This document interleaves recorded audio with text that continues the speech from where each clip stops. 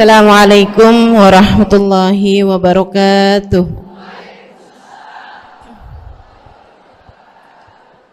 Alhamdulillah. Wassalatu wassalamu ala Rasulillah Muhammad ibn Abdillah wa ala alihi wa sahbihi wa man walah. Subhanaka la ilma lana illa ma 'allamtana innaka antal alimul hakim. Rabbi shrah li sadri wa yassir li amri wahlul 'uqdatan min lisani yafqahu qawli. Amma ba'du. Bismillahirrahmanirrahim. Sama-sama kita hormati, kita muliakan segenap pengurus dari makam Syekh Maulana Malik Ibrahim. Kita doakan semoga mereka semuanya selalu berada dalam limpahan rahmat ridha Allah Subhanahu wa taala. Panjangkan umurnya, sehatkan badannya, dimudahkan urusannya, dikabulkan hajatnya, semakin dicinta Allah Subhanahu wa taala dan Rasulnya.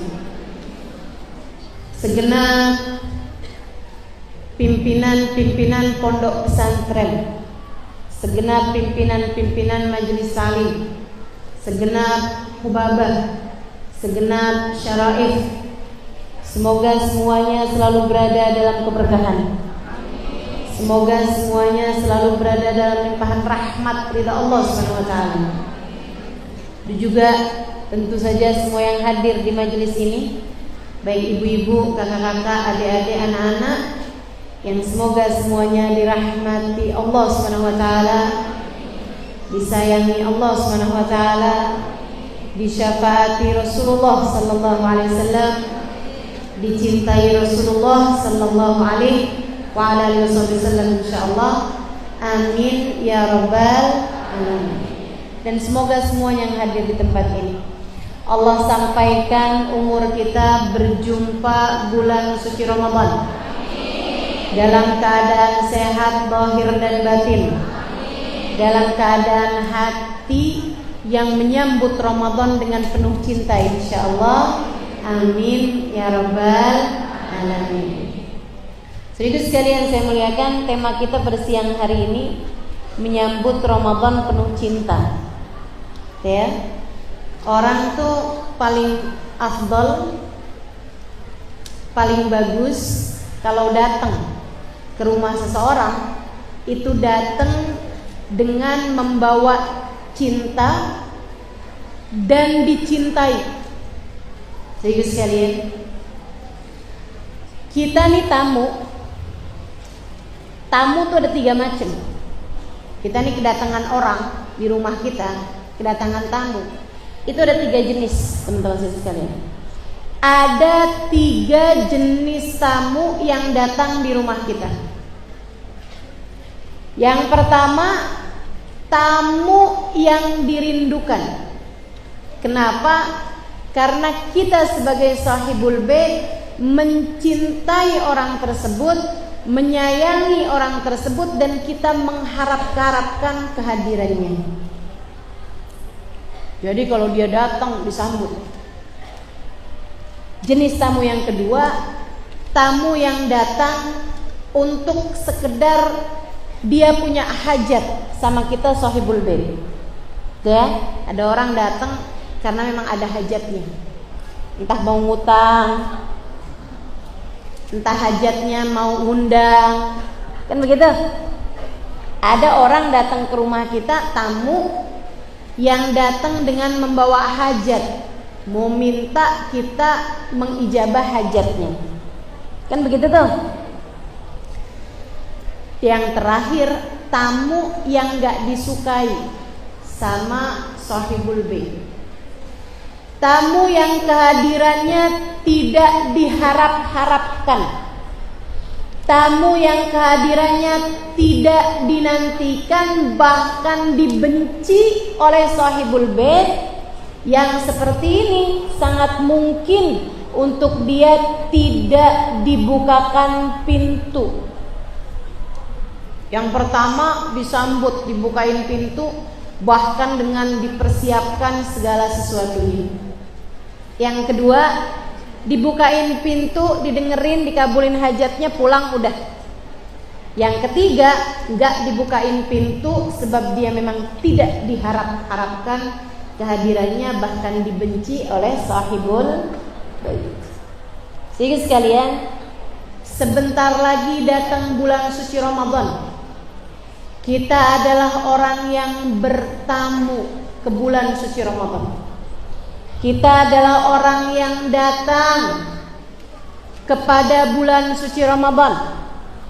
Bulan Ramadan kita datangi. Bulan Ramadan mendatangi kita. Ramadan adalah tamu kita dan kita adalah tamunya bulan Ramadan. Sama kayak sekarang ibu-ibu datang kemari. Bu, saya yakin yang hadir kemari bukan cuman kepengen ketemu saya. Saya yakin yang hadir ke sini bukan cuman karena kepengen lihat saya. Orang yang katanya suaranya kedengeran di mana-mana tapi orangnya nggak kelihatan mukanya. Kan begitu tuh. Saya yakin yang hadir di tempat ini nih bukan hanya karena mengharap saya atau pengen ketemu saya. Saya yakin yang datang ke sini juga karena mengharap keberkahan dari sahibul magam Syekh Maulana Malik Ibrahim. Betul? Hadir dapat berkahnya Syekh Maulana Malik Ibrahim, bisa ketemu Ustazah Halimah, bisa dengerin kajian secara langsung. Kan begitu? Bu, kamu adalah tamu. Termasuk saya adalah tamu dari Syekh Maulana Malik Ibrahim. Dan sebagai tamu, kamu pasti menjadi salah satu dari 3 jenis tamu yang tadi telah saya sebutkan. Tamu yang dirindukan, tamu yang sekedar diterima dikabulkan hajatnya, atau tamu yang dibenci. Jangan sampai kamu menjadi yang ketiga, tamu yang dibenci, sebab kamu gak akan pernah dibukakan pintu. Bertamu ke wali, hadir di majelis, sama halnya bertamu kepada bulan suci Ramadan. Ibu-ibu sekalian, ada yang diterima, ada yang ditolak. Bertamu kepada wali, ada yang diterima, ada yang ditolak. Yang diterima pun kelasnya nggak sama. Bukan berarti semua orang berziarah ke makam wali pasti diterima sama Allah Subhanahu wa taala, pasti diterima sama sahibul magam. Enggak seperti itu ibu-ibu saudaraku sekalian, tidak seperti itu. Adik-adik, teman-teman semuanya, tidak seperti itu. Menjadi tamu selalu aja menjadi salah satu dari 3 orang tersebut. Jangankan bertamu kepada seorang wali ataupun bertamu kepada bulan suci Ramadan, bahkan yang berangkat pergi haji keluar modal yang sangat banyak, jutaan rupiah. Tahun ini hajinya naik lagi, hampir 2 kali lipat kabarnya biaya haji tahun ini.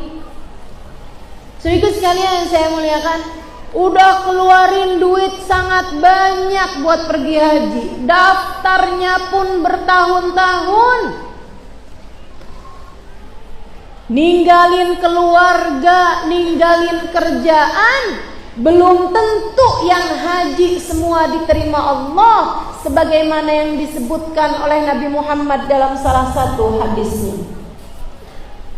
Kata Nabi gini, nisya'nu buyuh. Dengerin teman-teman, biar jadi ngerti kapan-kapan waktu kalau bertamu tuh gitu caranya. Mau bertamu ke Allah sebagai haji misalnya, bertamu ke Rasulullah, pergi ke Madinah misalnya, bertamu ke Allah dalam tiap solat kita, solat malam, solat siang kita, sholat fardu, sholat sunnah, bertamu tuh kepada Allah. Ataupun baca salawat, hadir majelis maulid, bertamu kepada Rasulullah Sallallahu Alaihi Wasallam. Ini hadir majelis seperti ini juga merupakan saranamu untuk bertamu. Ataupun ziarah, bertamu kepada sahibul magam. Ataupun kamu bertamu seperti yang akan segera kita jelang menuju bulan suci Ramadan. Kita bertamu masuk ke bulan suci Ramadan, selalu sya'nud duyuf ala salatati asnaf. Tamu akan menjadi salah satu dari 3 kelompok orang. Tamu yang ditolak, tamu yang diterima. Yang diterima ada 2 jenis. Sekedar diterima, dibukain pintu, kemudian keluar begitu saja. Atau yang disambut penuh rindu, untuk kemudian ia akan tercukupi sepanjang hidup. Ia akan tersambung rabtan la yanhal ba'dahu abada, dengan satu sambungan yang gak pernah keputus selama-lamanya. Ibadah haji, Nabi Muhammad bercerita tentang para tamu-tamunya Allah. Sama-sama ngeluarin duit jutaan, sama-sama ninggalin keluarga dan handai tolan, sama-sama bawa bekal, sama-sama nasib gak jelas, sama-sama perlu waktu yang sangat lama orang pergi haji. Tapi Nabi Muhammad bercerita, idza labbal abd, apabila seseorang membaca talbiyah untuk haji ataupun untuk umrah, ketika dia berkata labbaik Allahumma labbaik, labbaik la syarika laka labbaik, innal hamda wan ni'mata laka wal mulk la syarika lak. Ketika seseorang membaca talbiyah, sama-sama membaca talbiyah, bahkan mungkin dalam rombongan yang sama pula, dengan pakaian yang sama pula, sama-sama berpakaian ihram, dia berkata, aku datang memenuhi panggilanmu ya Allah. Labbaik Allahumma labbaik, kami datang memenuhi panggilanmu ya Allah. Nabi Muhammad bercerita, akan terdapat 2 jawaban dari Allah Subhanahu wa ta'ala kepada mereka. Ada orang-orang, dia pergi dengan uang haram, dia pergi dengan hati yang tak mengenal cinta, dia bawa hal-hal yang buruk-buruk dari hati ini. Dia bawa penyakit-penyakit dalam dirinya. Bisa jadi dia pergi haji, tapi uang yang dipakai hajinya adalah uang haram, karena ia bekerja sebagai rentenir di dunia. Atau dia berangkat dengan menghutangi uangnya orang. Dia bawa pergi haji, pergi umroh pakai uang hutang. Dia bilang gak apa-apa, saya utang nih, yang penting saya bisa haji. Entar sepulang haji saya baru akan doa di waktu haji. Pulang-pulang masa sih Allah gak lunasin haji saya? Saudariku sekalian yang saya muliakan, dia berhaji dengan membawa hati yang biar orang semuanya tahu bahwa saya bergelar hajjah. Biar orang gak lagi meremehkan saya, biar saya dianggap mulia di pandangan orang. Nanti saya pulang haji, semua orang pada nengokin saya, pada minta doa dari saya jadi orang keramat. Saudariku sekalian yang saya muliakan, orang haji akan tetapi tujuannya bukan buat nyari Allah Subhanahu wa ta'ala. Tujuannya buat nyari kebesaran dirinya sendiri. Saudariku sekalian yang saya muliakan, orang-orang yang seperti ini ketika dia berhaji, apalagi mohon maaf, Halo? Apalagi mohon maaf teman-teman, orang yang haji pakai duit rakyat, atau nggak tahu betul,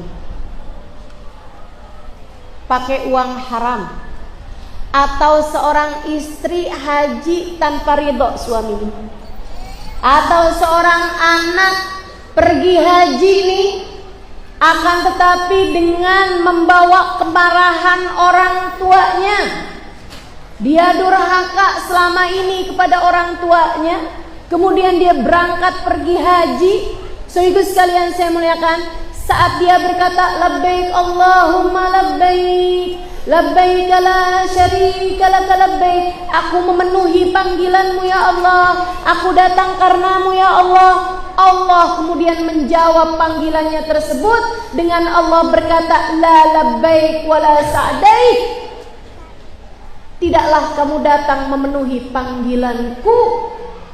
Kayak ibarat kata-kata gampangnya Allah jawab, emang siapa yang ngundang?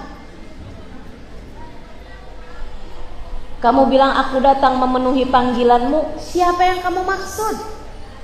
Kamu datang memenuhi panggilanku, siapa yang ngundang? Saya tidak berasa mengundangmu. Makhluk haram. Hartamu yang kamu pakai buat haji harta haram. Kamu selama ini menyia-nyiakan perintah-perintahku. La labbaik wa la sa'daik. Tidak ada kebahagiaan demi kebahagiaan aku berikan padamu. Yang ada adalah kehancuran demi kehancuran.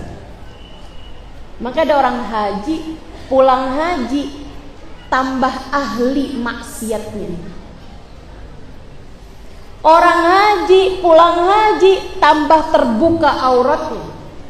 Ada orang haji pulang haji tambah hancur kehidupan beragamanya. Itu disebabkan karena ia telah menjadi tamu Allah yang datang dengan tanpa adab. Dia menjadi tamu Allah, akan tetapi ditolak di sisi Allah Subhanahu wa ta'ala. Ada teman saya dulu, waktu saya mondok cerita, dia bilang saya punya kak tetangga saya. Dia bilang pulang haji jadi gila. Pulang haji jadi gila. Saya bilang kenapa gitu sebabnya? Dia tuh memang dari awal-awal kerjanya selalu meremehkan syariat-syariat Allah Subhanahu wa ta'ala. Sampai dia bilang gitu, pengen tahu saya kayak apaan sih Ka'bah, saya mau pergi haji kayak apa sih Ka'bah. Orang tuh ribut-ribut Ka'bah kayak apa sih Ka'bah gitu. Jadi sekalian, dia kalau ditanyain sama orang, "Bu, mau pergi haji?" "Oh, mau lihat Ka'bah, kayak apaan sih Ka'bah?" Orang sampai segitunya sama Ka'bah.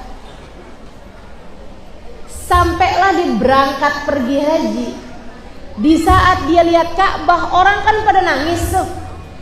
Orang lihat Ka'bah pertama tuh biasanya langsung sujud syukur. Saya selalu sarankan pada teman-teman terutama yang baru pertama kali umroh, pertama kali haji, saat lihat Ka'bah sujud syukurlah. Biar kamu tahu mana yang perlu disyukuri. Kamu bisa sampai ke rumah Allah, sujud syukurlah.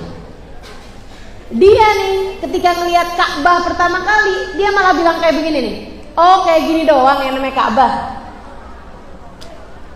Sejak hari itu sampai pulang ke rumahnya, dia jadi gila, gak ngomong apa-apa kecuali kata-kata itu. Kayak gitu doang namanya Ka'bah. Kayak gitu doang namanya Ka'bah. Orang jengukin dia pulang haji, tanyain gimana Bu kabarnya, kayak gitu doang namanya Ka'bah. Jadi gila teman-teman. Na'udzubillah. Jadi tamu Allah kalau tertolak sakit. Kadang-kadang gak sakit di dunia, tapi sakit di lebih serem lagi tuh. Kamu berziarah ke makam wali, kalau ditolak sama walinya sakit teman-teman.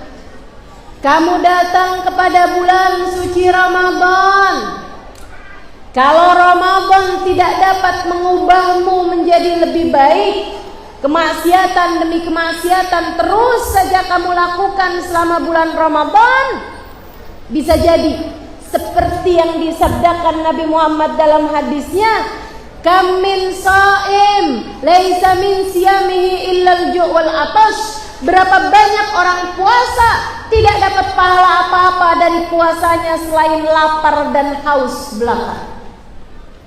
Gak dapat apa-apa dari puasanya selain lapar dan haus saja. Sama-sama laparnya, sama-sama hausnya, sama-sama panik waktu buka, sama-sama langsung makan makanan-makanan pembuka, langsung minum es teh manis. Teman-teman sekalian yang saya muliakan, akan tetapi di sisi Allah dia nggak dapat apa-apa selain lapar dan haus belaka. Nabi bercerita dalam hadisnya yang lain. Kata Nabi Muhammad alaihi wasallam, "Innama shaum junnah." Sesungguhnya puasa itu adalah benteng. Fa idza kana yauma shaumi ahadikum fala yarfuth wala yafsuq wala yajhal. Fa in syatamahu ahadun aw qatalahu falyaqul inni shaim inni shaim. Puasa itu adalah benteng. Maka apabila seorang di antara kalian berpuasa, jangan berkata keji, jangan berbuat perbuatan-perbuatan keji. Dan apabila kamu sedang berpuasa, orang lain mengajakmu bertengkar, orang lain mengajakmu berantem, jawablah kepadanya, inni shaim, inni shaim. Maaf, saya sedang berpuasa.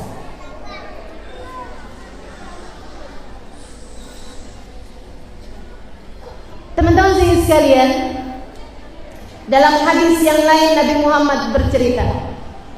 Kata Nabi Muhammad, "Man lam yada' shaumuhu anil kalam an kalami zur wal amal bih, falaysa lillahi hajah fi an yada' ta'amahu wa syarabah." Siapa yang puasa tidak bisa mencegahnya dari berkata keji. Puasa iya, ngomelin suami iya. Puasa iya, mukul anak iya. Puasa iya, ngomongin orang iya. Puasa iya, namimah iya. Puasa iya, pacaran iya. Ada nih.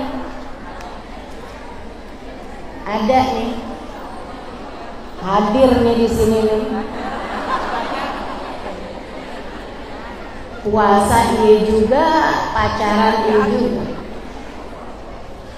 Malahan sebelumnya mondok, dari mondok udah janjian.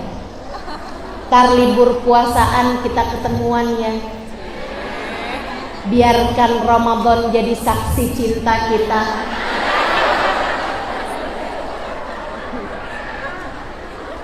Ketemuannya di mana? Pulang terawih di bawah menara masjid ya.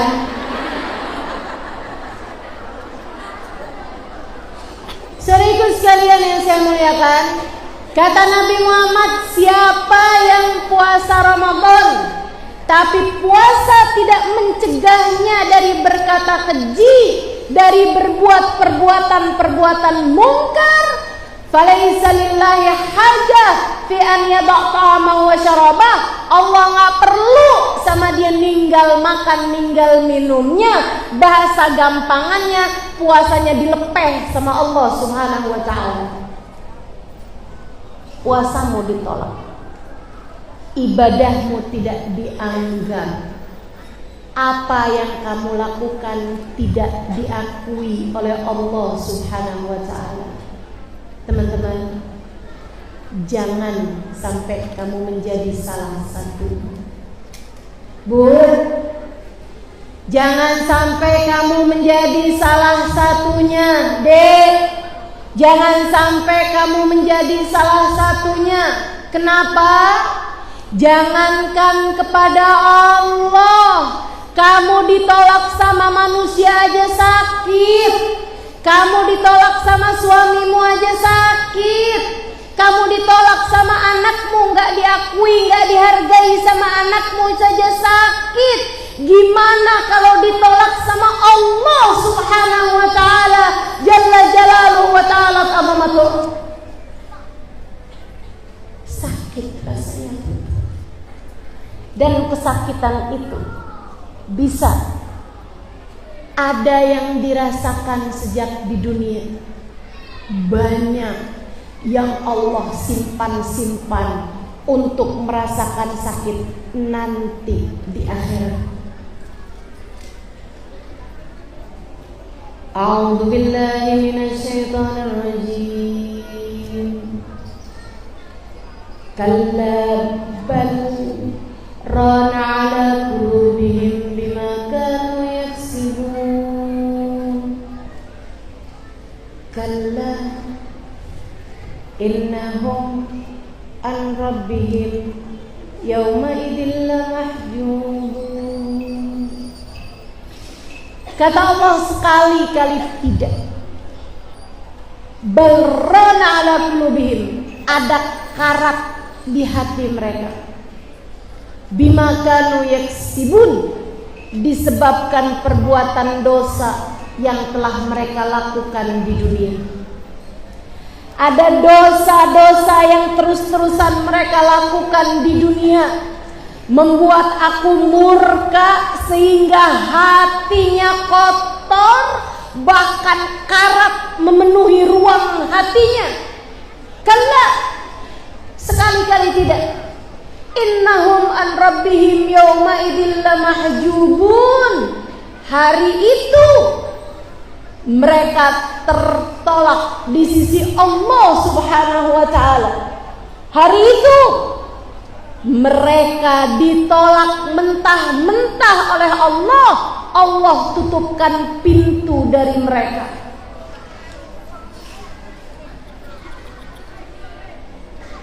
Saudara sekalian, kenapa nih?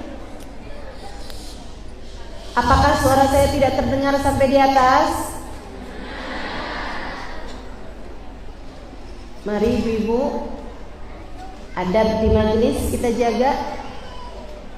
Sedikit sekalian yang saya muliakan, kata Allah, kalla innahum an rabbihim yawma idzin lamahjubun.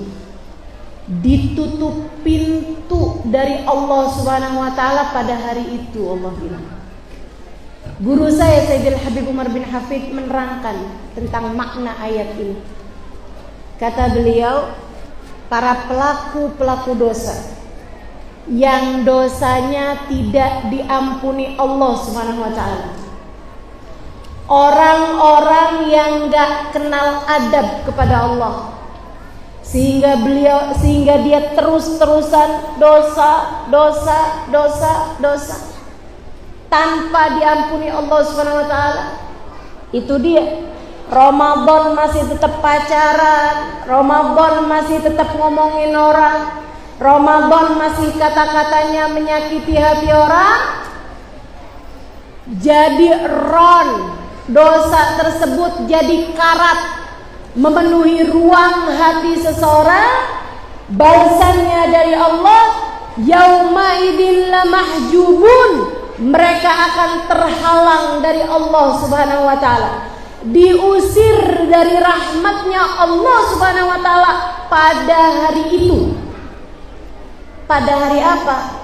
Sayyidil Habib Umar bin Hafid menceritakan, pada hari dia datang pada Allah subhanahu wa ta'ala, pada hari saat sakaratul mautnya tiba, pada hari saat kematiannya menjemput.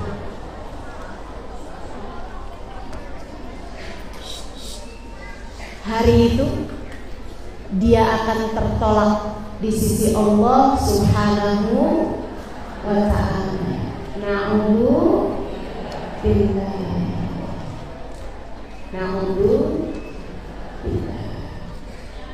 Saudara sekalian yang saya muliakan, mati dengan tercabut iman itu hukuman untuk para tamu yang datang kepada Allah sementara Allah menolaknya mentah-mentah.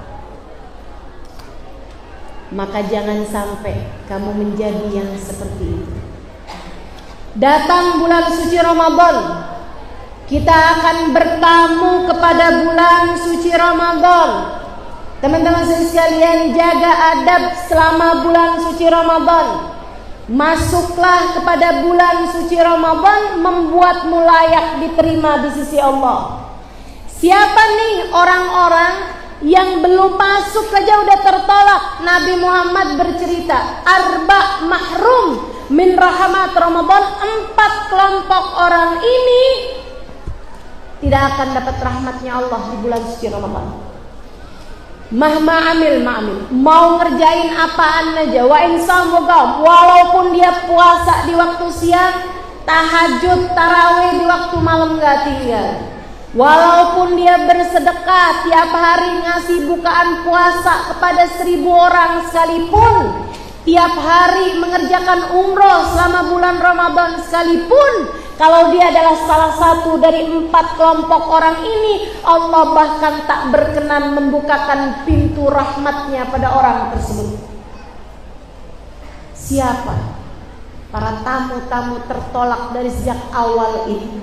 Saudara sekalian, Nabi menyebutkan 4 kelompok orang. Yang pertama, mudmin, pecandu minuman keras atau pecandu narkoba yang belum bertaubat ketika masuk bulan suci Ramadan. Walaupun dia puasa, walaupun selama bulan Ramadan saya nggak nenggak dulu daftar habis lebaran. Misalnya, selama bulan Ramadan saya nggak pakai dulu daftar, habisnya lebaran baru saya pakai lagi. Selama bulan suci Ramadan, puasanya ditolak Allah, tarawihnya ditolak Allah, sedekahnya ditolak Allah. Kata Allah, kamu kalau mau sungguh-sungguh datang padaku, bertaubatlah dulu dari apa yang aku murka. Itu yang pertama. Yang kedua, kata Nabi Muhammad SAW, aqlil walidain, anak yang durhaka sama orang. Yuk, yang masih pada punya orang tua, sebelum masuk bulan suci Ramadan, seriuslah minta maaf sama orang tua.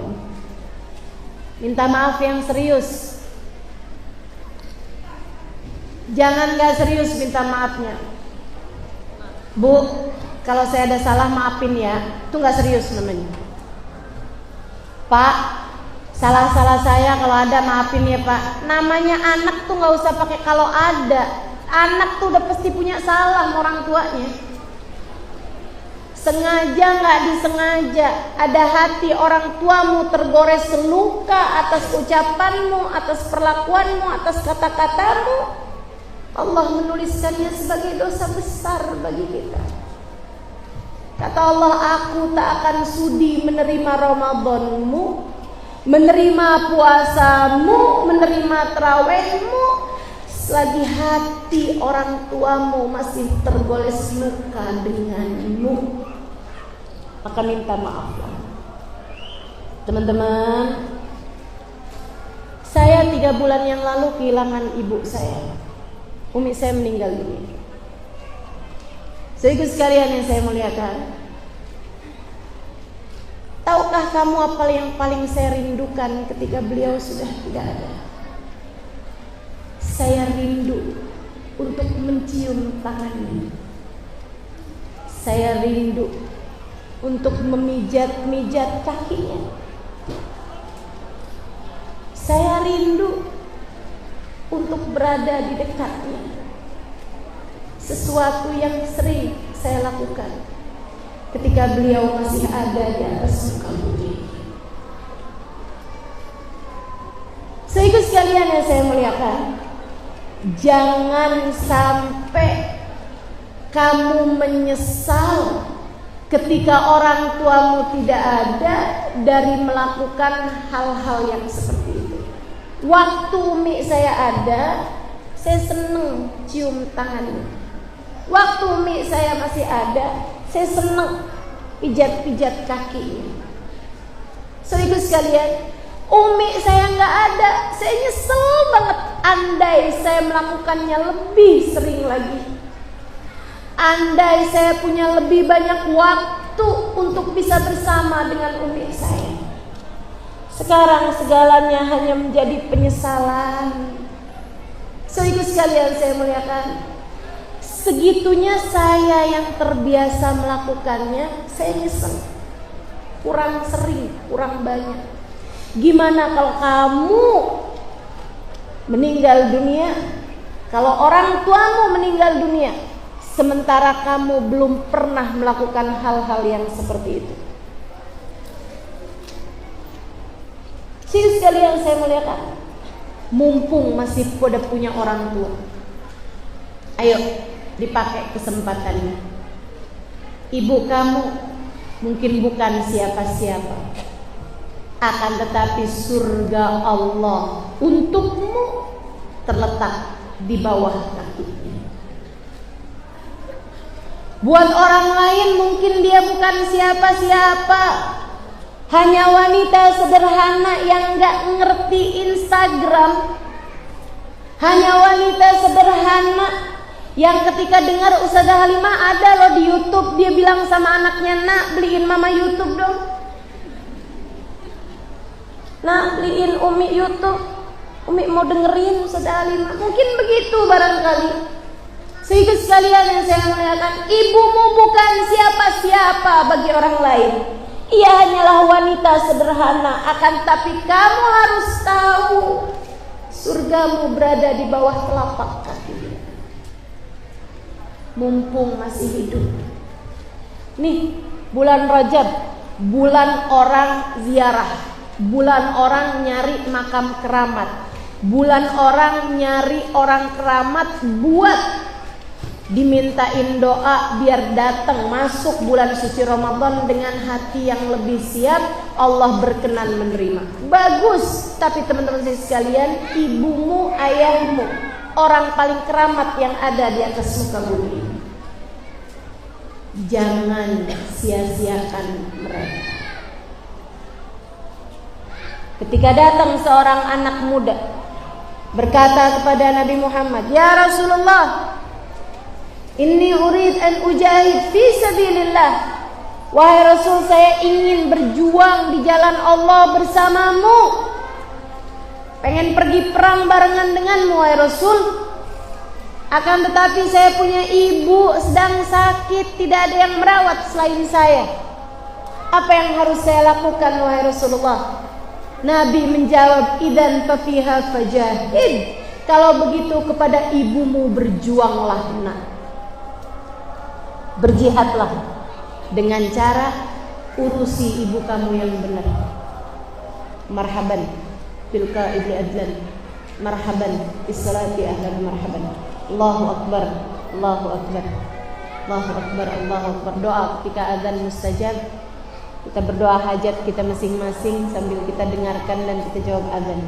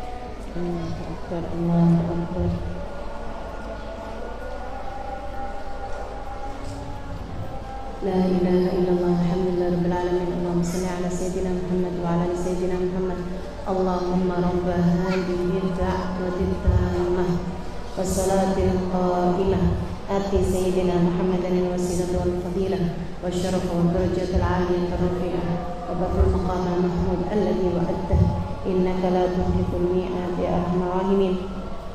ربي اغفر لي ولوالدي ربي اغفر لي ولوالدي ربي اغفر لي ولوالدي ربي اغفر لي ولوالدي ربي اغفر لي ولوالدي ارحمهما كما ربياني صغيرا. وصلى الله على سيدنا محمد وعلى آله وصحبه وسلم والحمد لله رب العالمين.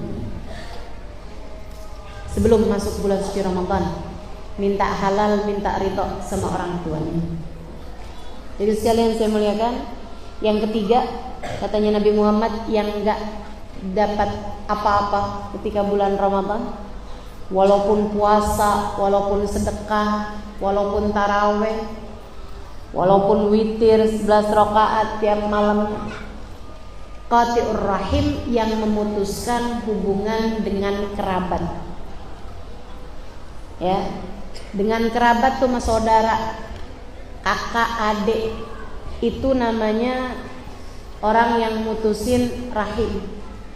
Jadi sekalian yang saya muliakan, ar-rahim yata'allaq tahtal 'arsy. Kerabat, hubungan darah itu bergantung di bawah arsy, kata Nabi Muhammad.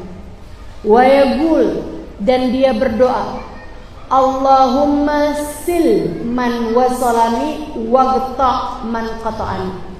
Ya Allah, sambungkanlah hubunganmu dengan seseorang yang menyambung hubungan denganku.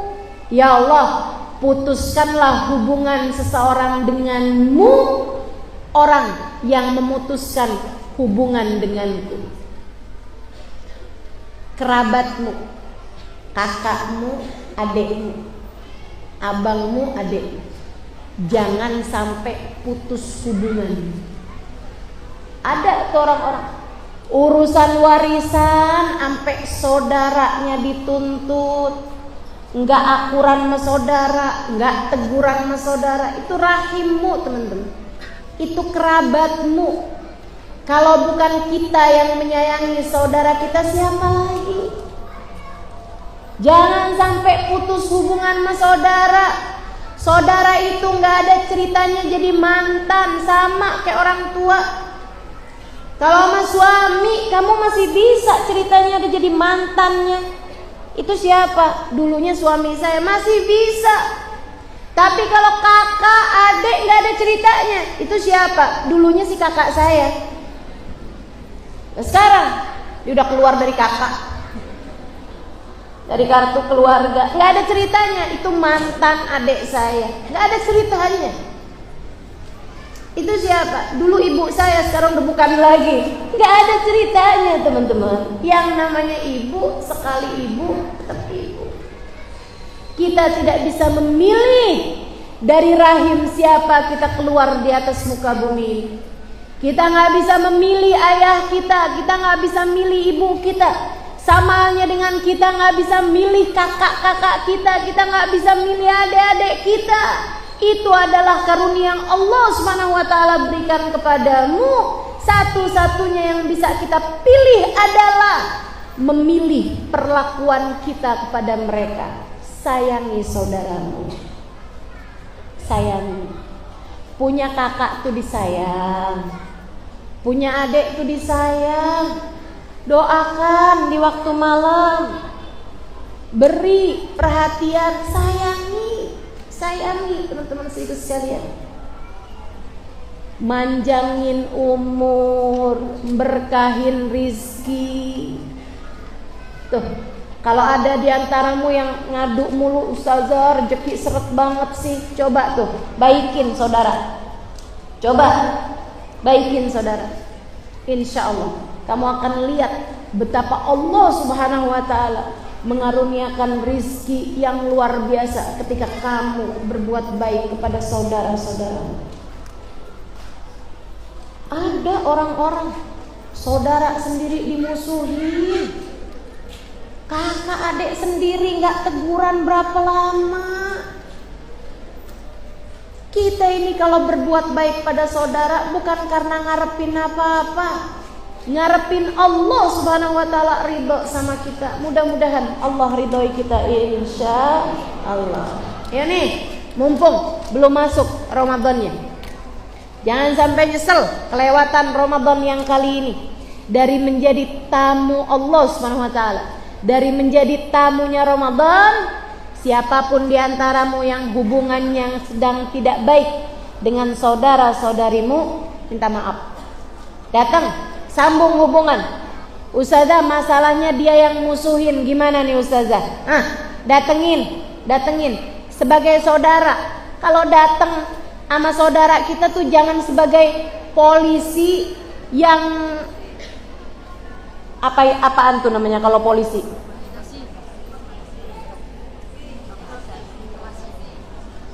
Interogasi, ya. Jangan. Kalau sama saudara tuh datang sebagai saudara, gitu.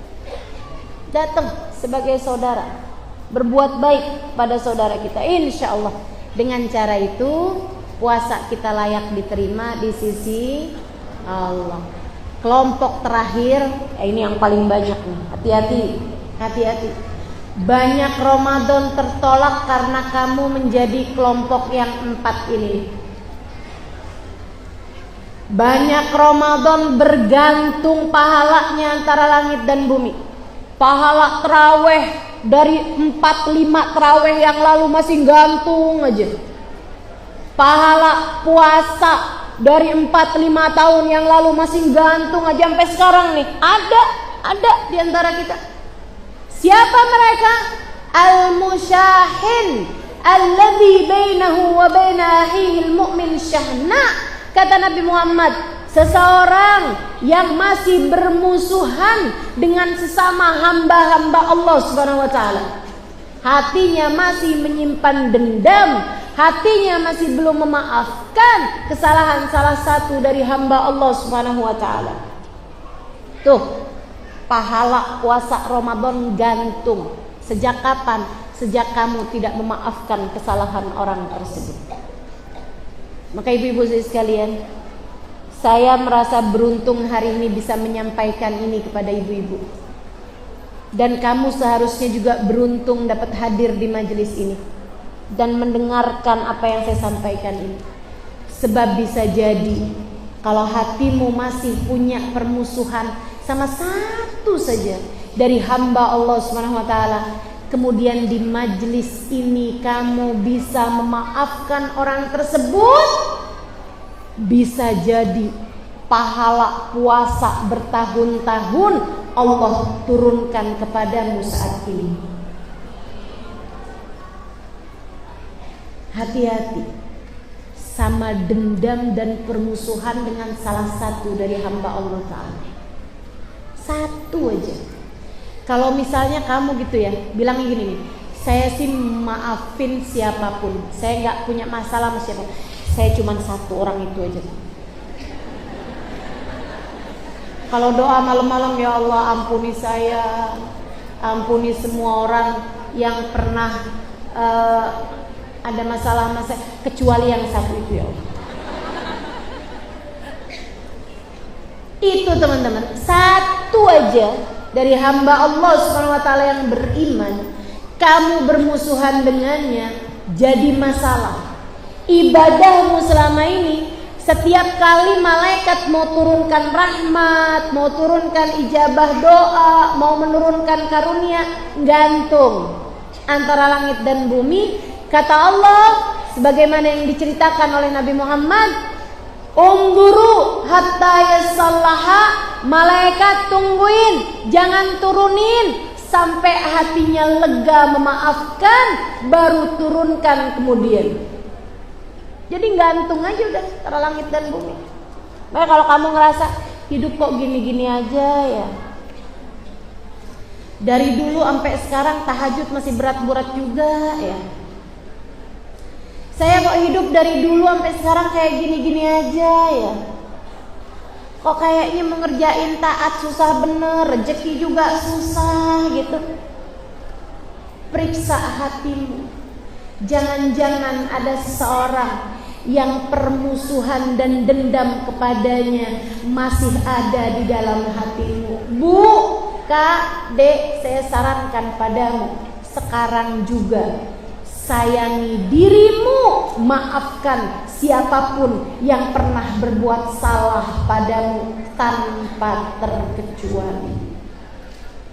Ustazah, dia tuh nyakitin banget. Saya setiap kali ingat saya nggak bisa maafin Ustazah, nggak bisa maafin. Karena dia telah begitu menyakiti hati saya Ustazah bertahun-tahun Ustazah. Dia adalah mantan suami saya.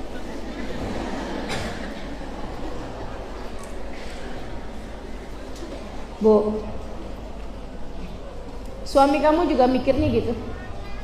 Ya Allah, saya maafin semua orang kecuali istri saya, mantan istri saya.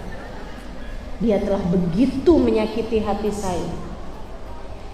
Masalahnya bukan siapa yang berbuat salah. Masalahnya bukan dia menyakitimu atau kamu menyakitinya, akan tetapi kalian berdua pernah saling menyakiti sebagaimana kalian berdua pernah saling mencintai. Iya. Iya. Iya. Kamu tidak punya hidup yang jadi cadangan.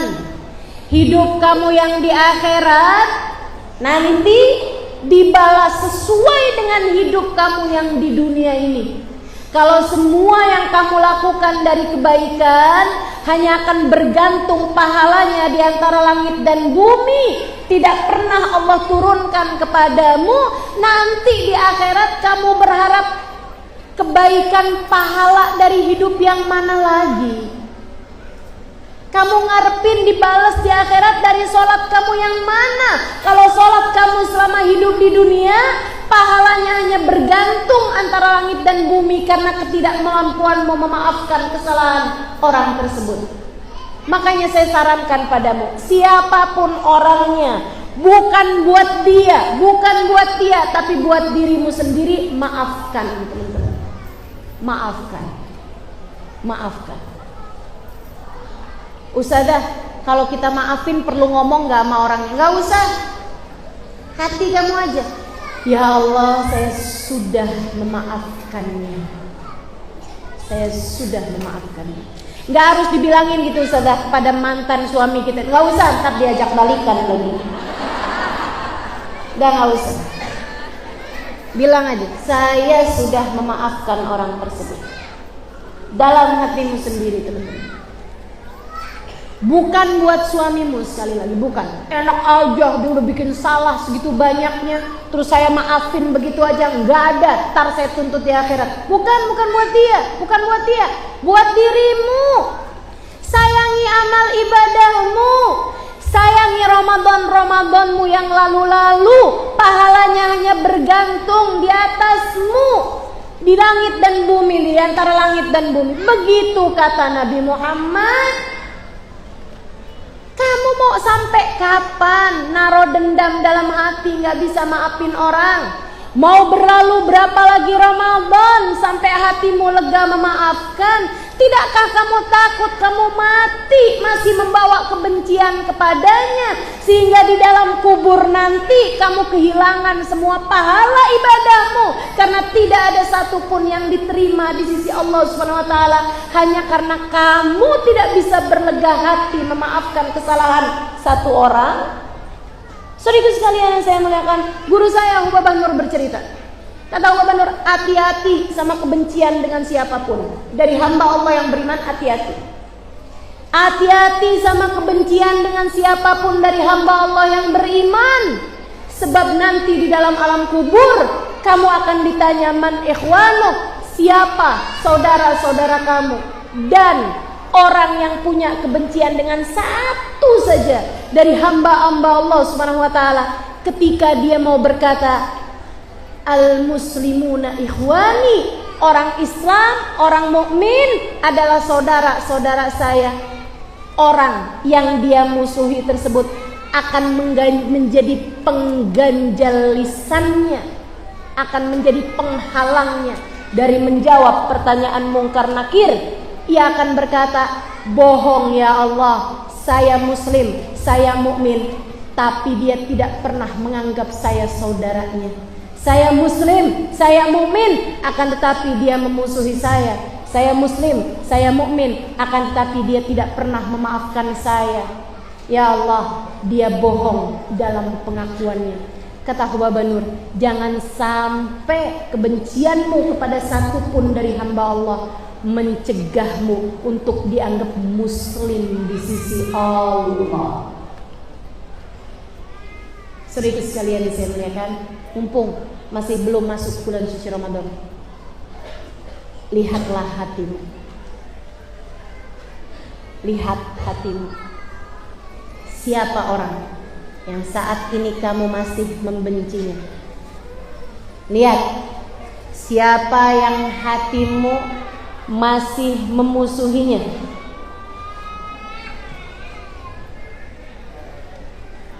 Lihat hatimu teman-teman. Orang yang kamu masih menaruh dendam padanya sebelum masuk bulan suci Ramadan, sampaikan kepada dirimu, wahai hati, sayangilah saya, maafkanlah. Wahai hati, kita mau benerin nasib di akhirat, maafkanlah. Boleh yang bawa anak nangis, boleh keluar dari ruangan dulu.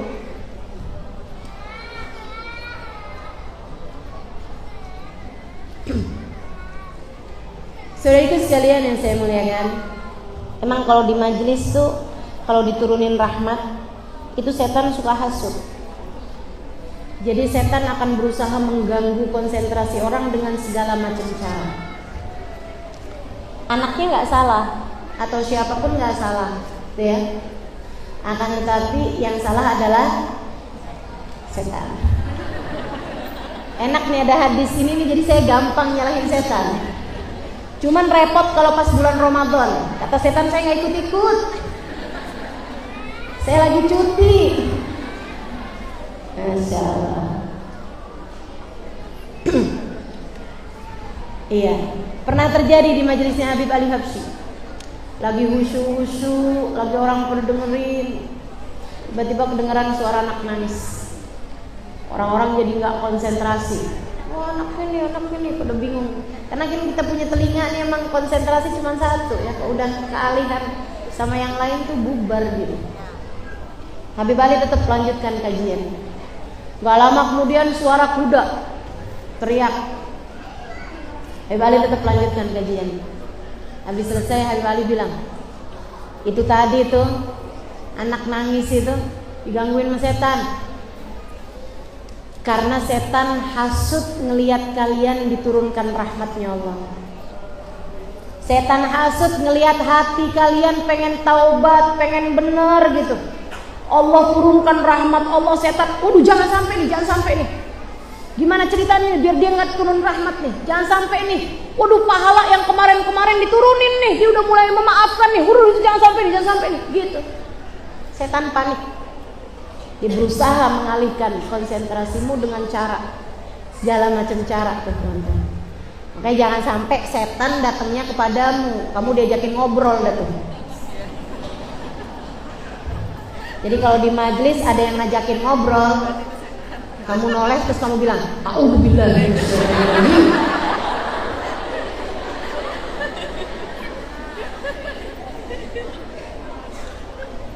Gitu ya. Jadi sekalian saya muliakan, tuh 4 tamu-tamu Ramadan yang udah pasti diusir. Dari sejak awal pintu udah nggak dibukain pintu. Adalah orang-orang yang kelompok 4 tadi itu. Masih ingat yang pertama siapa? Mudmin, pecandu minuman keras, pecandu narkoba atau barang-barang haram lain. Yang kedua, anak durhaka sama orang tua. Yang ketiga, orang yang mutusin silaturahmi. Yang keempat, musyahin, pendendam ya, yang masih punya kebencian dalam hati. Ustazah, tapi kok saya masih tetap sakit hati ya? Ini saya kasih ilmu teman-teman. biar kamu bisa mudah maafin salahnya orang. Ilmunya adalah ingat, gak ada sesuatu terjadi kecuali dengan izin Allah. Ingat Allah aja, ingat Allah. Kamu pernah disakiti suamimu, ada orang nabrak anak kamu sampai jadi cacat misalnya. Hati kamu kayak gak lega gitu maafin dia. Jadi sekalian saya muliakan, ingat, pernikahanmu dulu sama kalau ada perih, luka di masa lalu terjadi padamu, itu juga dengan seizin Allah, takdir Allah, teman-teman sekalian. Allah yang mentakdirkan itu, Allah yang menentukan itu untuk terjadi dalam hidupmu. Ustazah, berarti Allah kejam dok. Kejam apa? Kejam memberikan luka seperih itu dalam hidup saya. Kejam memberikan pahit seperti itu dalam hidup saya. Bu, Kak, Dek, itu sama seperti dokter yang ngasih kepada kita pil pahit atau disuntik. Kamu pergi ke dokter, kamu disuntik. Suntik sakit apa enak? Sakit. Kamu dikasih obat, pil, pahit, kamu minum. Pahit apa enak? Pahit, teman-teman saudaraku sekalian. Akan tetapi pernahkah kamu bilang, dokter, enggak betapa kejamnya dirimu? Dokter kok tega banget sih ngasih saya pil pahit? Dokter ini punya masalah apa sih sama saya? Kenapa dokter nyuntik saya, dok? Punya dendam apa dokter sama saya? Nggak pernah. Kamu malah sambil senyum, kamu bilang, makasih ya dok, makasih. Saya bayar berapa dok? Malah kamu bayar. Saudaraku sekalian yang saya muliakan, kenapa kamu bisa berbuat seperti itu kepada dokter? Karena kamu tahu, ketika dokter itu memberi pil pahit bagimu, menyuntikmu, atau bahkan mengoperasi dirimu, teman-teman saudaraku sekalian, kamu tahu bukan karena dia benci padamu, justru karena untuk menyehatkanmu, untuk menguatkanmu. Demikian pula dengan Allah. Allah memberikan pil-pil pahit dalam kehidupanmu adalah untuk menaikkan derajatmu, adalah untuk menambahkan kesabaranmu, adalah untuk membuatmu menuju jalan surganya, adalah untuk menjadikanmu hamba-hamba yang kuat keimanannya. Teman-teman saya sekalian, kalau semua yang kamu inginkan di atas muka bumi ini terjadi, dari mana kamu bisa belajar qanaah? Kalau semua orang mencintaimu, dari mana kamu bisa belajar memaafkan kesalahan orang? Kalau semua orang menyanjungmu dan semua terjadi sesuai dengan maumu, bagaimana mungkin kamu belajar tentang kesabaran? Gak apa-apa. Ada yang jahatin kita dalam kehidupan, gak apa-apa. Ada yang berbuat salah sama kita, gak apa-apa. Teman-teman sekalian, gak apa-apa. Kamu dijahatin orang, gak apa-apa. Yang penting kamu jangan berbuat jahat sama orang. Sebab kamu di akhirat nanti tidak akan dipertanyakan tentang perlakuan orang kepadamu. Nilaimu adalah tentang bagaimana kamu memperlakukan orang lain. Maka siapapun yang pernah berbuat salah padamu, maafkanlah. Sebab semuanya bukan dari dia, tapi dari Allah subhanahu wa ta'ala. Karenanya Nabi Muhammad mengatakan, man afa ufi. Siapa yang memaafkan kesalahan orang lain, dia akan dimaafkan oleh Allah subhanahu wa ta'ala. Teman-teman saudara sekalian yang saya muliakan, datanglah sebagai tamu yang layak diterima. Nah, nih ya, kalau kamu udah gak masuk yang ketiga, artinya kamu adalah tamu yang diterima. Kamu gak anak durhaka, kamu bukan istri yang gak diridhoi suami, kamu nggak ada permusuhan dengan siapapun. Nih, kamu udah jadi tamu yang diterima. Itu ada 2. Ada yang datang ke Ramadan bawa hajat. Ada yang datang ke Ramadan mau buat minta sama Allah Subhanahu wa taala. Datang nih ke makamnya wali min auliyaillah buat minta gitu kan. Saya mau ziarah, kenapa? Biar yang sakit sembuh nih, anak saya lagi sakit nih, biar cepet sembuh. Saya mau datang ke majelis taklim. Kenapa? Doa di majelis taklim itu mustajab. Saya mau datang ke sana buat doa. Teman-teman jadi sekalian saya muliakan, orang beribadah semua tuh ada yang diterima. Nah, ada yang diterima, ada yang ditolak. Kalau kamu bukan termasuk yang ditolak, kamu termasuk yang diterima, ada yang diterimanya di kelas bawah. Tamu yang datang bawa hajat, dia datang sekedar disimak apa hajatnya, dikasih udah. Teman-teman, ada yang begitu, banyak yang begitu. Bagus. Tapi kalau mau lebih, datanglah sebagai tamu yang dirindukan. Haji jadi tamu yang dirindukan. Umrah jadi tamu yang dirindukan. Datang ke makam Nabi Muhammad jadi tamu yang dirindukan. Datang ke makam wali jadi tamu yang dirindukan. Datang ke rumah orang jadi tamu yang diharapkan. Datang kepada siapapun jadi tamu yang dirindukan. Balik ke pondok pesantren mau sowan sama kiainya jadi tamu yang diharapkan. Gimana caranya? Jadilah seseorang yang mengerjakan apa yang diharapkan oleh sahibul bait. Jadilah seseorang yang ketika kamu ada di luar nih, belum nggak jadi tamu gitu ya, kamu selalu menjalankan tugas yang diinginkan oleh sahibul bait. Jika kamu sebelum bulan Ramadan ibadahmu bagus, sholatmu bagus, puasamu menahan lapar, menahan hawa nafsu bagus, kamu akan datang kepada bulan Ramadan sebagai tamu-tamu yang dirindukan. Ramadan sudah sangat akrab denganmu, taraweh udah sangat akrab denganmu, biasa bangun malam. Saudara sekalian, puasa sudah sangat akrab denganmu, kamu biasa nahan lapar. Saudara sekalian saya muliakan, Quran sudah sangat akrab denganmu, biasa kamu baca. Masuk bulan suci Ramadan, Allah bersiap-siap untuk menurunkan segala rahmat karunia-Nya padamu. Apalagi masuk bulan suci Ramadan, hatimu penuh cinta kepada Allah. Masuk bulan suci Ramadan, hatimu penuh rindu kepada Rasulullah. Apalagi kamu datang berziarah ke makam Nabi dalam keadaan hatimu penuh cinta kepada Nabi Muhammad. Apalagi kamu datang ke makam salah satu wali min auliyaillah, hatimu penuh cinta kepada mereka, hatimu penuh rindu kepada mereka, mereka akan menyambutmu dengan penuh kerinduan. Waktu Sayyidina Hamid bin Umar, cerita terakhir ini.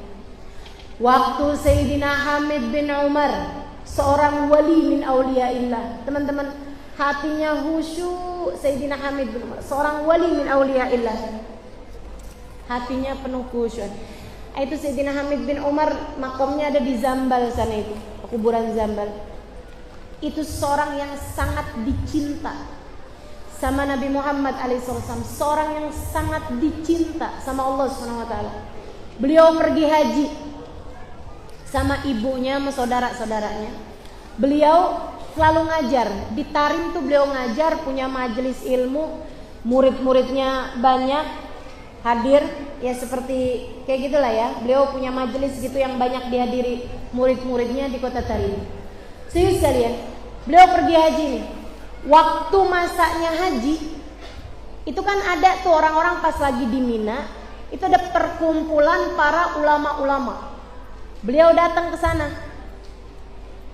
Begitu mau masuk tenda, ada panitianya tuh kan.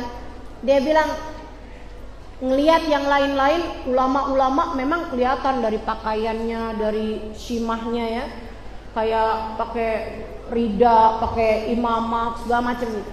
Sayyidina Hamid bin Umar pakaiannya biasa aja, sarung, baju, gitu ya. Ya pakai jubah tapi ya nggak kelihatan kayak orang penting gitu, biasa aja.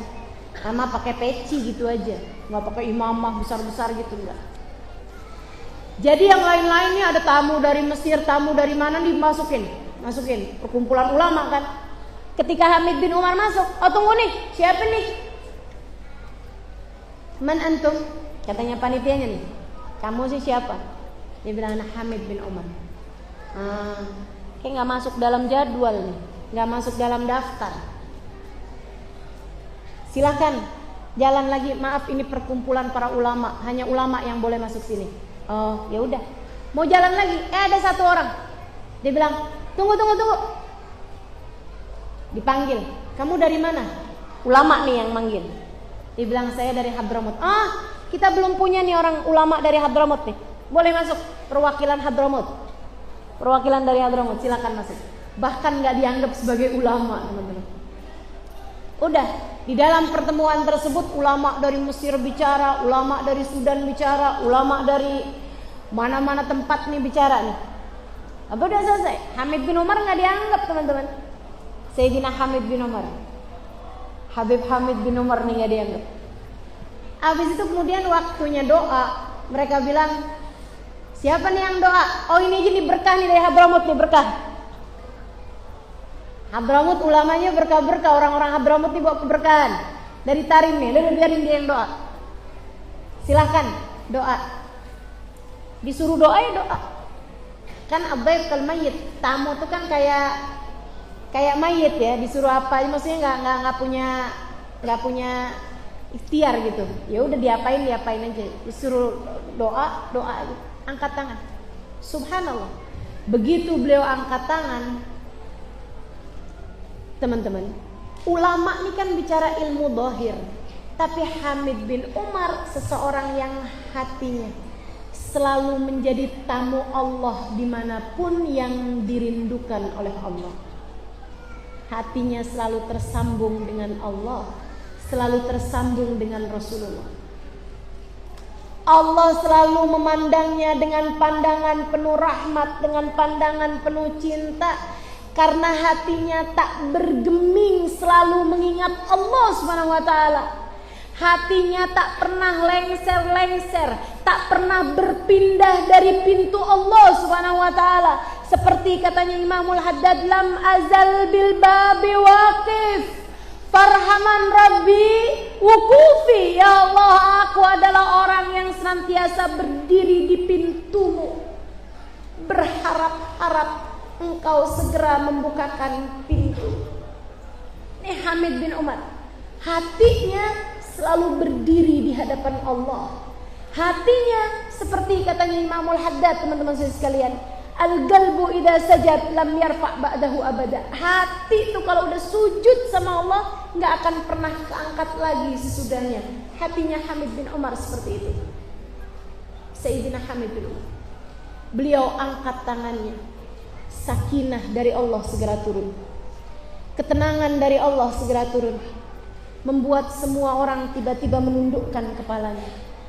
Karena ketenangan dari Allah Subhanahu wa taala, rahmatnya Allah, dengan hanya sekedar beliau mengangkat tangan. Beliau kemudian berdoa, Allahumma hdina fiman hadait. Semua yang mendengar menangis. Wa'afina fiman afait. Semua yang mendengar menangis senggukan. Doa yang beliau baca doa kunut. Allahumma hdina fiman hadait wa afina fiman afait wa tawallana fiman tawallait. Terus apa lagi? Wa qina syarra ma qadait. Ada yang satu ulang. Allahumma hdina fiman hadait wa afina fiman afait tawallana fiman tawallait fima atait wa qina syarra ma qadait. Emang kunut nih kalau nggak pas lagi subuh suka lupa. barik lana fima a'tait wa afina syarra ma qadait. Begitu beliau doa tuh, doa kunut, semua yang hadir taubat semuanya. Semua yang hadir nangis semuanya. Heran mereka. Kemudian mic-nya diambil salah satu dari orang yang ada di situ, dibilang, wali min auliyaillah hadir di majelis ini. Dan kita ini nggak ngerti adab sama beliau. Semua orang langsung ngumpulin beliau. Para ulama-ulama seluruh dunia itu langsung berusaha untuk mencium tangan beliau. Beliau narik-nariknya. Sampai mereka semuanya tanya, man antum, siapa antum? Dia bilang, saya Hamid bin Umar. Saya bukan siapa-siapa. Sehingga sekalian saya muliakan, beliau dengan hatinya merasa diri bukan siapa-siapa. Ini berlian yang menyangka dirinya debu belaka. Sampai beliau jadi tamunya Nabi Muhammad, mau ziarah ke makam Nabi Muhammad sallallahu alaihi wasallam. Masuk masjid, beliau bingung. Ini saya gimana ya? Ziarah dulu ke makam Nabi atau tahiyatul masjid dulu, karena saya baru masuk masjid. Adabnya, sunnahnya adalah masuk masjid, tahiyatul masjid dulu. Tapi ini kan saya ziarah ke makam Nabi nih. Apa adabnya saya ketemu Nabi dulu, ziarah dulu? Bingung, galau. Tapi dia kemudian ingat-ingat, bermuamalah dengan syariat. Ya udah dah, syariat aja dulu, diduluin. Jadi beliau pun masuk ke masjid, masuk ke dalam. Begitu sampai dalam, beliau mau sholat sunnah tahiyatul masjid. Begitu mau takbir baru usolli sunnat tahiyatul masjid rakaatain lillahi ta'ala. Allah, dari maqam Nabi Muhammad kedengaran suara, aina ibni Hamid bin Umar, aina ibni Hamid bin Umar. Semua orang yang lagi ziarah dengar suara Nabi Muhammad manggil-manggil, mana nih anak saya Hamid bin Umar.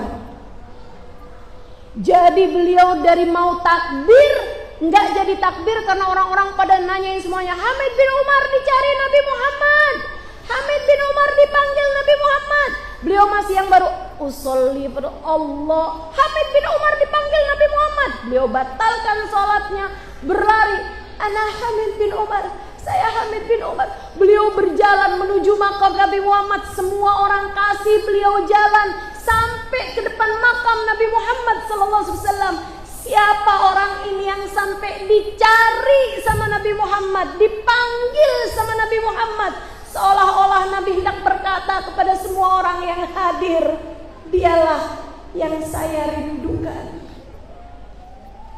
Sehingga sekalian, Sayyidina Hamid bin Umar bergegas menuju ke hadapan makam Nabi besar Muhammad sallallahu alaihi wa ala alihi wasallam. Dan saat itu juga sebuah keajaiban terjadi. Nabi Muhammad mengulurkan tangannya untuk dicium oleh Sayyidina Hamid bin Umar. Kejadian tersebut disaksikan ratusan orang yang saat itu berada di sekitar Hamid bin Umar. Nabi dari makomnya, dari jeruji besinya, mengeluarkan tangannya untuk Hamid bin Umar bersalaman dengan beliau. Tamu yang dirindukan. Sehingga sekalian yang saya muliakan, sepulang dari situ semua orang mengagung-agungkan Hamid bin Umar. Sayyidina Hamid bin Umar berusaha untuk menghilangkan jiwanya, menghilangkan nafasnya, menghilangkan kesombongan yang ada dalam hatinya. Beliau segera membaringkan tubuhnya di situ, kemudian berkata, injak pala saya, injak pala saya. Hamid bin Umar seorang yang layak kakinya, kepalanya diinjak sama siapapun. Injak pala saya, kata beliau. Tapi tentu saja orang takut menginjak kepalanya seorang yang bahkan Nabi Muhammad memanggil dari dalam kuburnya. Jadi sekalian, Hamid bin Umar beberapa hari di makam Nabi, beberapa hari tinggal di Madinah. Ibunya bilang, waktunya pulang. Ibunya bilang, Hamid, kamu pulang aja Mid ya. Ibu betah di sini. Udah, ibu mau tinggal di Madinah aja. Kamu pulang aja. Ibu sampai mau mati di sini udah. Saya nggak mau pulang ke Tarim, Al-Ardul Ghabra, tanah yang penuh debu, bumi penuh debu. Saya nggak mau pulang ke sana. Saya mau di sini aja. Jiwarin Nabi sallallahu alaihi wasallam. jadi tetangganya Nabi Muhammad, tinggal bersanding dengan Nabi Muhammad. Kamu pulang aja Hamid bin Umar. Atau kita di sini aja Hamid. Kata Hamid, Umi saya nggak bakal tinggalin Umi lah. Umi di sini ya Hamid di sini. Umi pulang, Hamid pulang. Umi mau di sini aja. Iya Mit, kita di sini aja udah Mit, nggak usah pulang Mit ke Abdul Qobrok, tanah penuh debu. Udah kamu di sini aja, nanti kamu ngajar di sini Mit. Dah. Kita enak Mit, tiap hari bisa ziarah makam Nabi Mit, di sini aja Mit. Jadi sekalian, malam harinya Nabi Muhammad datang kepada Sayyidina Hamid bin Umar. Kemudian berkata, "Ya Hamid, nazari ilaik wa anta fil ardil ghabra atwal ilayya min nazari ilaik wa anta huna." Wahai Hamid, kamu pulang ke tanah penuh debu itu. Kamu mengajar di sana, kamu berdakwah di sana, kamu mengajar murid-murid di sana. Pandanganku kepadamu di sana lebih panjang dari pandanganku selama kamu ada di sini di Madinah. Kamu kalau kepengen dapat pandanganku, hai Habib, pulang ke Abdul Qobrok, ngajar di situ. Saya lebih memandangmu lebih sering daripada saat kamu ada di Madinah sini. Masya Allah. Besokannya Hamid bin Umar bilang sama ibunya, "Bu, kayaknya kita pulang aja." Kata ibunya, "Iya Mit, saya tahu." Ibunya rupanya dimimpiin Nabi juga. "Pulang barengan sama anakmu. Pandanganku pada kalian di tanah penuh debu itu lebih sering, lebih panjang daripada pandanganku pada kalian selama kalian di sini."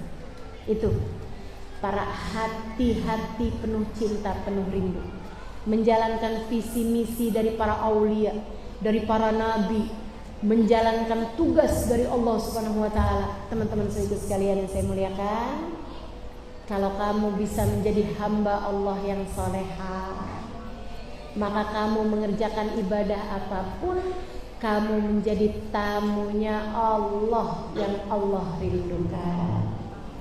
Kamu penuh cinta kepada Nabi Muhammad, kamu baca sholawat, kamu ucap salam, kamu jadi seseorang yang dirindukan, diterima oleh Nabi, dirindukan oleh Nabi besar Muhammad sallallahu alaihi wa ala alihi wasallam. Saudara sekalian, hingga ketika datang ajal menjemputmu, kamu tak lagi pernah ketakutan, kamu tak lagi pernah kesakitan. Pada saat itu Allah akan bisikkan di telinga batinmu, "Ya ayyatuhan nafsul mutmainnah, irji'i ila rabbiki radiyatan mardiyah, fadkhuli fi ibadi wadkhuli jannati."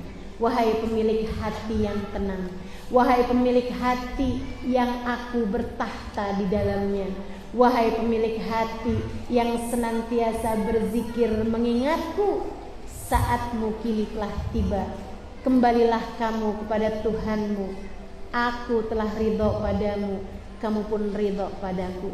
Aku cinta padamu, kamu pun cinta padaku. Fadkhuli fi ibadi, masuklah ke dalam golongan hamba-hambaku. Wadkhuli jannati, masuklah ke dalam surgaku. Mari jalani kehidupan sebagai tamu Allah yang layak dirindukan. Mari menjalani kehidupan sebagai tamu Nabi Muhammad yang layak dirindukan.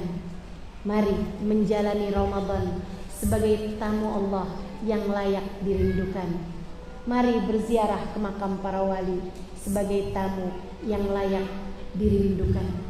Saudari sekalian yang saya muliakan, mari menjadi hamba-hamba Allah yang soleh.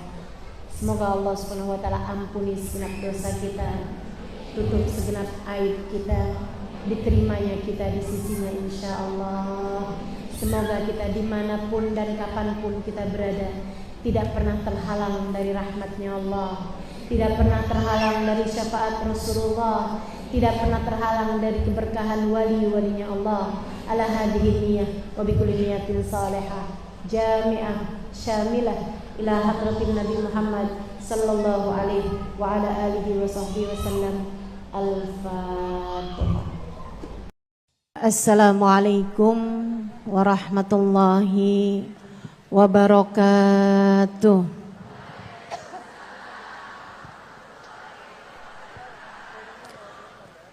Alhamdulillah. Wassalatu wassalamu ala Rasulillah Muhammad ibn Abdillah wa ala alihi wa sahbihi wa man wala. Subhanaka la ilma lana illa ma 'allamtana innaka antal alimul hakim. Rabbi shrah li sadri wa yassir li amri wahlul 'uqdatan min lisani yafqahu qawli, amma ba'du. Alhamdulillah, Allah sampaikan juga saya ke tempat ini. Masjidnya Allah Subhanahu wa taala, bait min buyutillah, rumahnya Allah. Mudah-mudahan kita udah disampaikan di rumah Allah di dunia. Allah sampaikan pula ke Baitullahil Haram di Mekah, dan Allah sampaikan pula di tempat keridhaannya surga Allah di akhirat nanti insyaallah.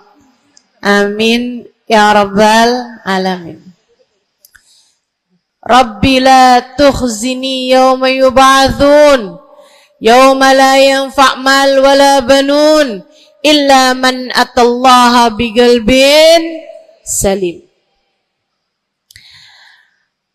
Kata Nabi Ibrahim yang Allah tuliskan dalam Al-Quran, ya Allah, jangan kecewakan aku, jangan buat aku susah pada hari di mana Engkau membangkitkan hamba-hambamu.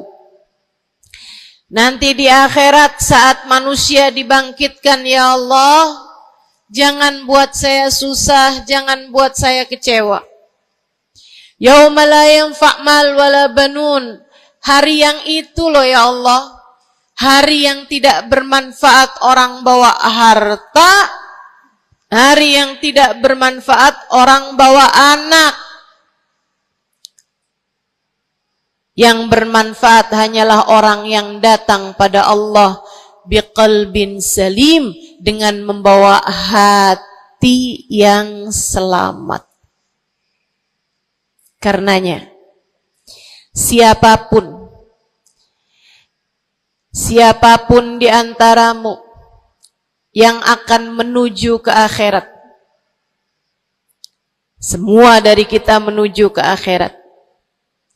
Siapapun di antaramu yang kepengen di hari akhiratnya nanti menjadi orang yang tidak susah, menjadi orang yang tidak sedih, menjadi orang yang tidak kecewa, menjadi orang yang tidak ketakutan, menjadi orang yang berhasil. Siapa di antaramu yang kepengen di hari akhiratnya nanti berbahagia, bersukacita? Siapa yang kepengen di hari akhiratnya nanti bergembira?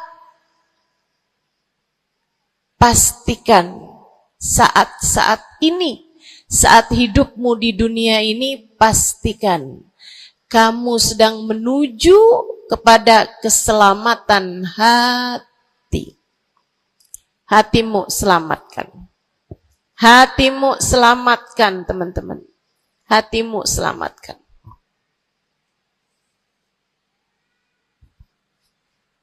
Semoga Allah karuniakan kepada kita selamatnya hati insyaallah. Amin. Semoga Allah menyelamatkan hati kita semua. Semoga Allah menyelamatkan hati kita semua.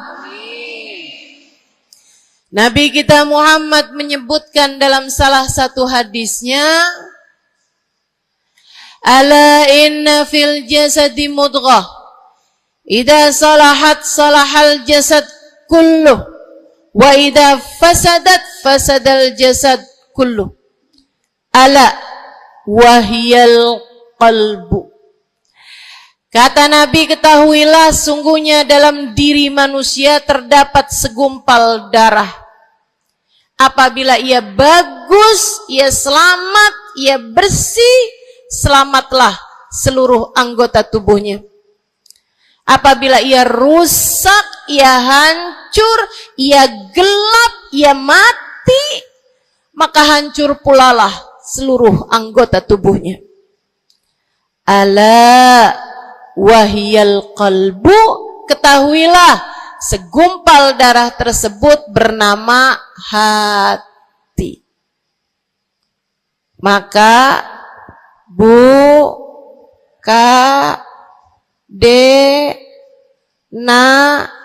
nek, banyak nenek-nenek di sini. Saya sampaikan padamu pesan dari hati saya yang terdalam. Berhati-hatilah dengan hati.